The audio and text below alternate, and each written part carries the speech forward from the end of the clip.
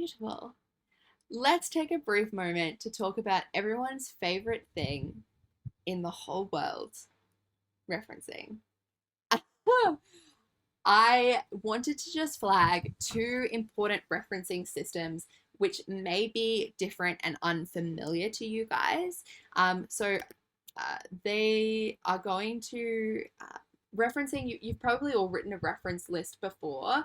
I hope that many of you have used APA before, which is the American Psychological Association, I believe, which is bizarre, but that's the one. APA 7th is the one that we use for your references to bibliographies at the end. But in-text referencing is really important in university work. So I'm going to talk through two ways of doing that today. So obviously requirements are going to shift between universities and different faculties as well. So identify what type of referencing your specific faculty wants to see from you. So there are two really common styles for in-text referencing. There's the Harvard author date in-text referencing style and the Chicago footnote style. So all good referencing comes out of America, apparently. As a general rule, the author date in-text referencing does count towards word count, while footnotes don't.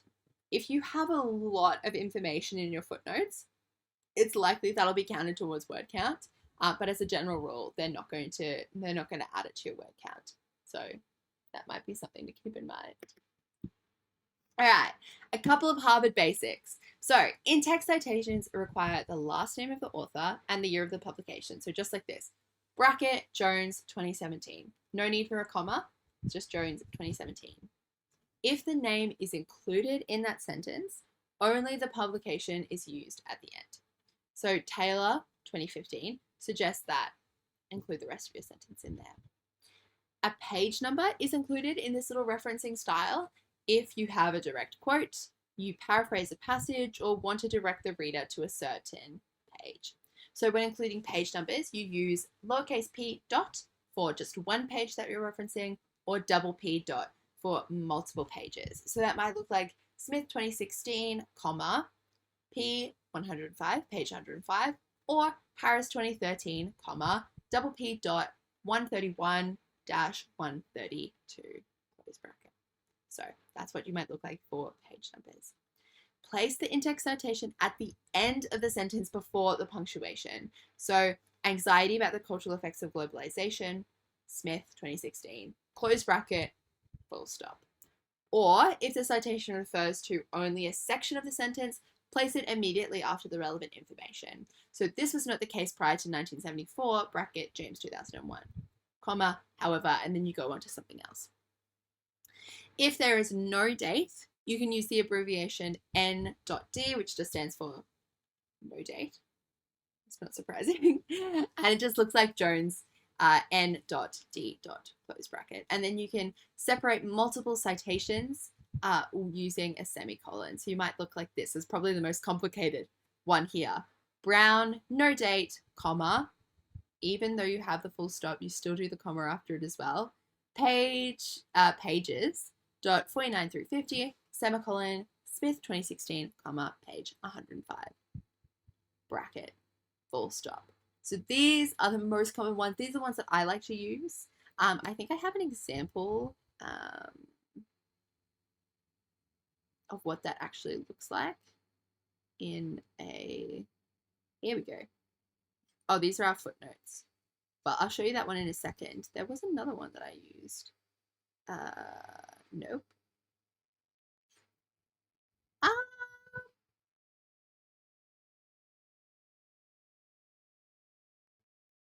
Where I use just the classic in-text citations. I want to show you what that actually looks like.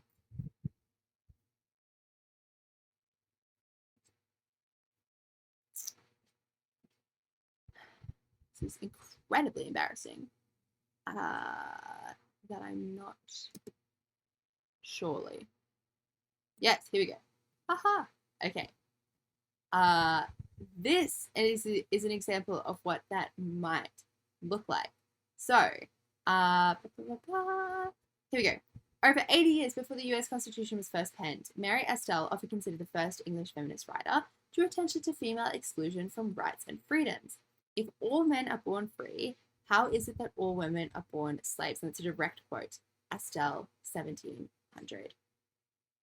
I've looked, you can see I've used the formatting just a little bit differently with this. I've included a comma in these ones, and instead of doing like the little P for page, I've done a colon with the page number afterward as well. So that is also allowed in your work as well. So there you go. And then if I don't have the relevant page number, you just leave it blank. That is okay. So women in slavery were devoid of honor due to their status, dignity, and their indebtedness, any independent social existence. Most importantly, they were powerless without the power of another person. 1982. So that is what that looks like in practice. And then you see we have just classic references at the end using APA style referencing down here. Okay, so those are our Harvard basics. And then we have our Chicago basics. These are the wonderful world of footnotes. So punctuation and spaces within citations are very important. So make sure that you are using them carefully. So you have the little one.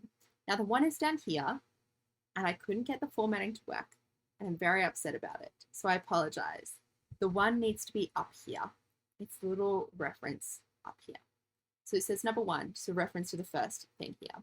Alistair Blanchard, Hercules, A Heroic Life, London, Granter, 2006, 151. That might be the page number here.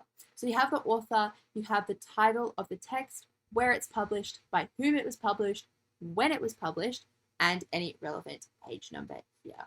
And then in a reference list for Chicago, you might use this version here. The Blanchard, Alistair, so that is your author, title of the text, where it was published, by whom it was published, the year it was published, and you don't need page numbers here in the footnotes. So footnotes, I do have this prepared. Here we go. They look a little bit like this. So you have the little page number references here, and then you come down and you have your references like this. Beautiful. All nicely numbered so that you can come down and refer to them down here. It's a wonderful thing. You can also have your footnotes at the bottom of the page down here. You can do that through formatting. There are many YouTube videos that you can watch to get those footnotes down there very easily. So that is certainly not a problem to find out. We don't have time for me to walk you through the details of that right now, but there are many YouTube videos you can watch. This is the great thing about universities. They have a million different resources to help you with things like this. I know for a fact that UQ has a wonderful referencing guide that can walk you through how to interact with the referencing styles really well to make sure that you're using them correctly in your work. Plus, as I mentioned, YouTube has many, many videos on how to reference well.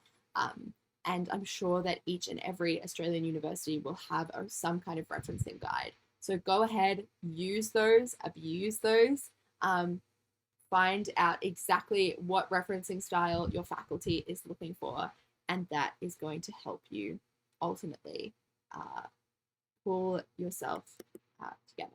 All right.